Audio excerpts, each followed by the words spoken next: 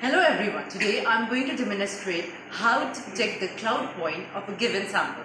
To determine the cloud point, we use ASTM D2500 test method. Before starting, let me tell you what is cloud point of the oil. In petroleum products, the temperature of a liquid specimen when the smallest observable cluster of hydrocarbon crystal first occurs upon cooling under prescribed condition. The temperature at which a cloud is first observed at the bottom of the test jar is recorded as the cloud point. The question arises, why will oil give a hazy appearance?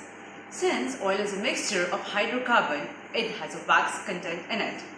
The wax inside the oil will start crystallization at low temperature. The start of crystallization is the cloud point. For petroleum products and biodiesel fuels, cloud point of a petroleum product is an index to the lowest temperature of the utility for certain applications. This is the apparatus which is known as the cloud point apparatus. By using this, we can easily check the cloud point of a test sample. Here we have 3 chambers. According to the expected cloud point, the chambers are to be used. Our sample lies in the range of 9 to -6 cloud point temperature. Therefore, we will be using the second chamber. You can also use the other chambers if the expected range starts from 9, then go for the first chamber. In case the expected range is -6 to -24, the third chamber has to be used. Moving on to the apparatus description.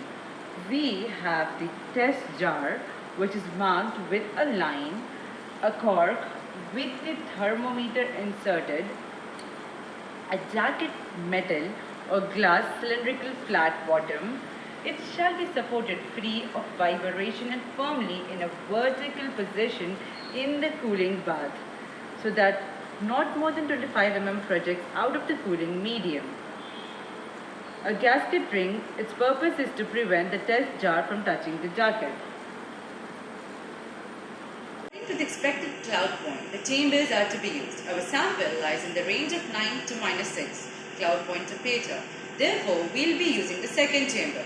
You can also use the other chambers if the expected range starts at 9, then go for the first chamber. In case the expected range is -6 to -24, the third chamber has to be used. This is our sample, which is diesel. Pour the sample into the test jar to the level mark. We are going to fill the diesel up to the level marked on the test jar.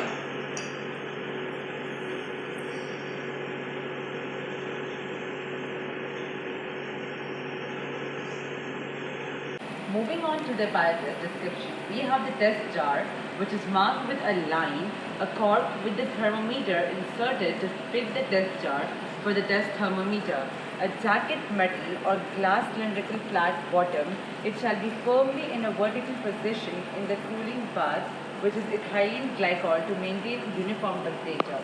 A gasket ring, its purpose is to prevent the test jar from touching the jacket. Let's get started with the experiment. Pour the sample into the test jar to the level mark. Close the test jar tightly by the cork carrying the test thermometer. Adjust the position of the cork and the thermometer so that the cork fits tightly. The thermometer and the jar are coaxial and the thermometer bulb is resting on the bottom of the jar. The disc and jacket shall have been placed in the cooling medium a minimum of 10 minutes before the test jar is inserted. Place the gasket around the test jar 25 mm from the bottom.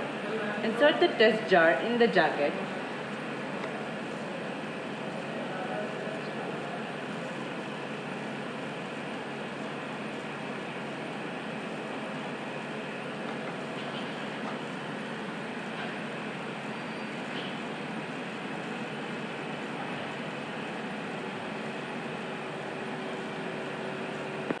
At each test thermometer reading, that is a multiple of 1 degree Celsius, remove the test jar from the jacket quickly but without disturbing the specimen.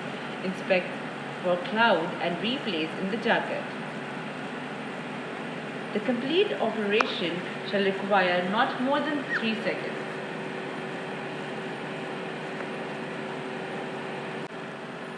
Report the cloud point to the nearest 1 degree Celsius at which any cloud is observed at the bottom of the test jar, which is confirmed by continued cooling.